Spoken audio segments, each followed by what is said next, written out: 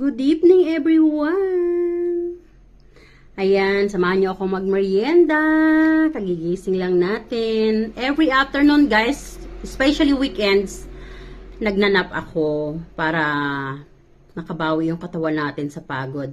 Pag yung katawan natin ay nag-aas ng rest, pagbigyan natin para tayo ay hindi magkasakit, no? Ayan. So, we have this.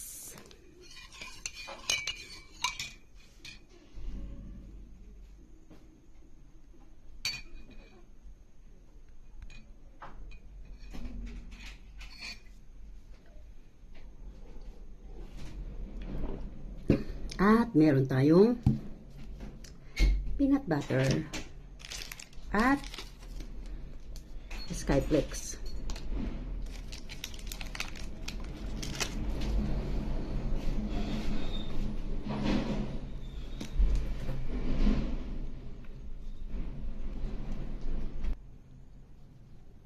Peanut butter.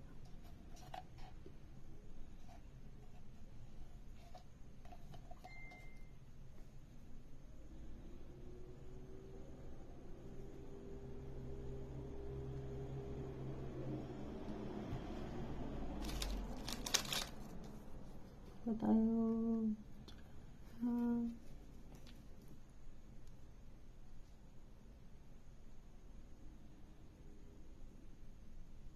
Diba picture? Kasi content creator tayo. Ayan. Alam nyo guys, gusto ko lang i-highlights. Pag ako nagpo-post, sinishare ko to sa mga group. And then may nagbasa sa akin. Ang galing ko rin magsalita. And then, nagagandahan daw siya sa mukha ko. Charis. O, diba? Thank you. Pero, bakit daw yung kamay ko ay sobrang pangit? Sabi niya, pangit ng kamay mo. Ayan. Yan yung kamay ko na sinasabi niya, pangit. Ayan. Sabi niya, pangit-pangit na kamay mo. Ba't ganyan yung kamay mo? Parang kamay ng matanda. Guys, gusto ko lang i-highlight sa inyo, no? Alam nyo, yung kamay ko, proud na proud ako dyan. Kasi kamay yan ang isang masipag na OFW. Kamayan na nagpaaral sa mga anak ko at mga pamangkin ko. Kamayan ng umahon sa hirap sa family ko. And yes, hindi ko po kinakaila. Lagi ko nga sinasabi sa lahat ng mga vlog ko. Kahit sa YouTube. Yung may nagbasa akin na nagluluto ako. Sabi niya, yung chopping board mo ang pangit. Pero mas pangit yung kamay mo. Ang ganda mo sana magsalita. Parang napaka-talented mo. Pero ba't ganyan yung kamay mo ang pangit? Guys, honestly speaking, kahit paulit-ulit yung sabihin sa akin na pangit yung kamay ko, hindi ko yan ikakahiya. Hindi ko yan itatanggi. Why? Accepted ko yan. Ina-admit ko po yan lahat. At kahit kailan nga, hindi ako naging proud na sinasabi nyo maganda ako, may hitsura ako. Mas proud ako guys sa mga pangit na kamay ko. Yes. At kung bakit din, sabi nung iba, bakit ang taba-taba mo? Bakit ayaw mong katulad nila Tony Fowler, nila Ivana Alawi, ganun. Tanggapin natin guys, na each of every individuals ay may kanya-kanyang body structure, no? Yung body structure ko ay ganito talaga. Pati boom boom. No, at hindi ako nadidepress, hindi ako nalulungkot kasi it is a genes. Yun po ay na-adapt ko sa mother side ko. Yung father ko, which is yung mother ko, yung kanyang father, which is my grandfather, is Spanish. No? So yung Spanish blood nila ay hindi yung skinny type. They are the type of like tall and quite big size, no? So, na-adapt ko yun, guys. At sa anak ko naman, na-adapt yun ng dalawang anak ko. Yung mga size na yun. But, hindi namin ikinalulungkot yun. We are proud kasi that is a gift of the Lord. And yung hands ko, kung inaakala nyo guys na ang hands ko ay masyadong pangit, ayan. Wait nga. Ayan, mga hands na yan. That's okay. Ayan. Tika nga, isama ko na nga sa picture para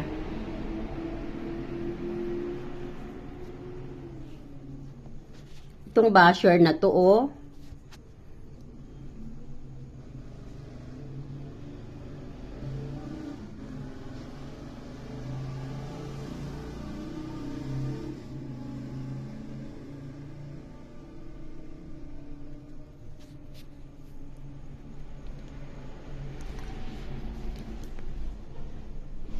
Ayan. So, yan po ang hands ko.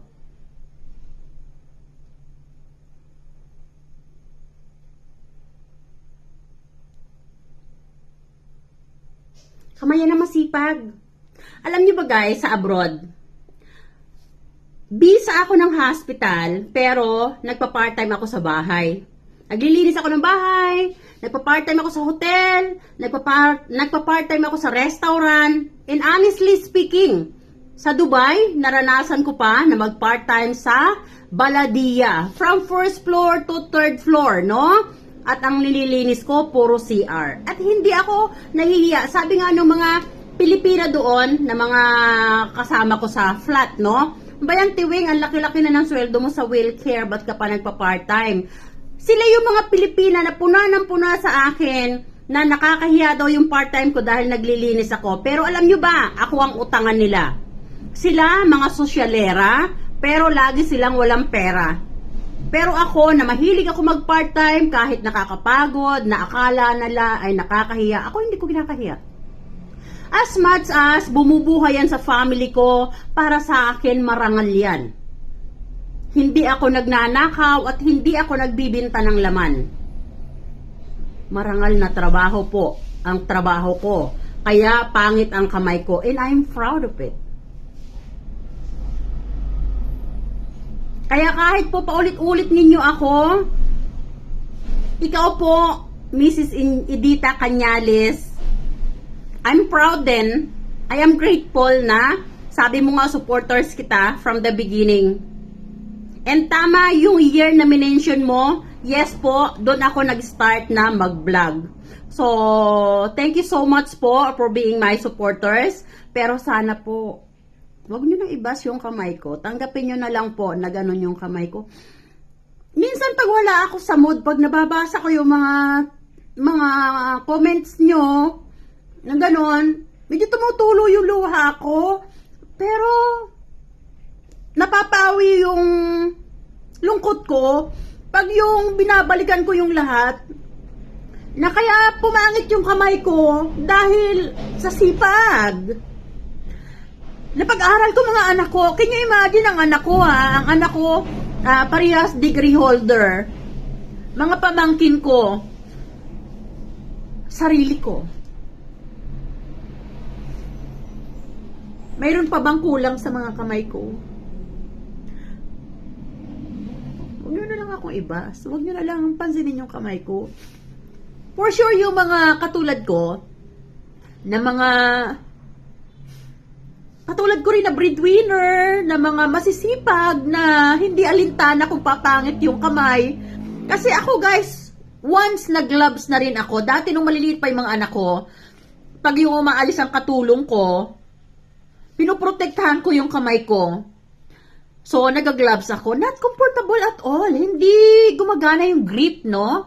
Hindi mo mahawakang mabuti yung iyong ginagawa.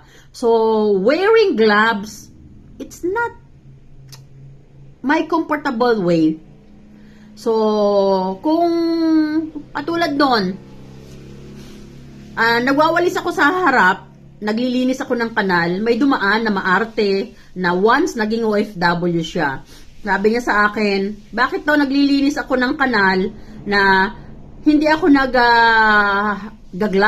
Hindi naman dumidikit yung dumi ng kanal sa kamay ko dahil mahaba naman yung sweep ko. Mahaba naman yung aking walis. And I am very, very careful naman na madikit sa kamay ko yung dumi ng kanal. So, I don't think I need to wear gloves. So, sabi niya masisira yung iyong kamay at saka so dirty, sabi niya. So, sabi ko na lang, I know it's dirty, but I know how to handle myself.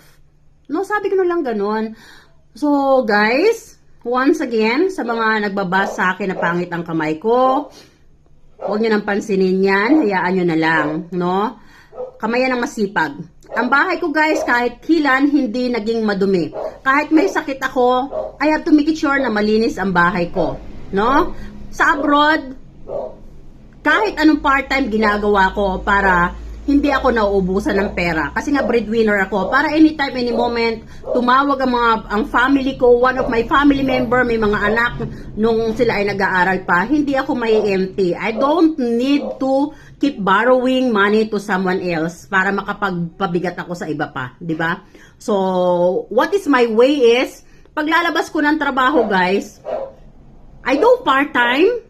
Kahit maglinis ako, maglinis ng toilet, maglinis, mag-pass out ng restaurant, maglinis sa hotel, or whatever, as much as malinis na bagay. Hindi ko yan ikinakahiya.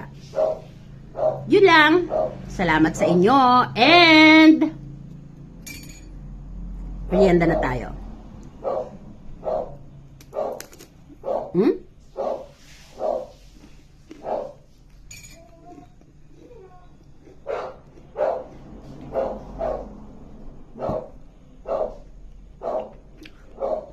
Hi.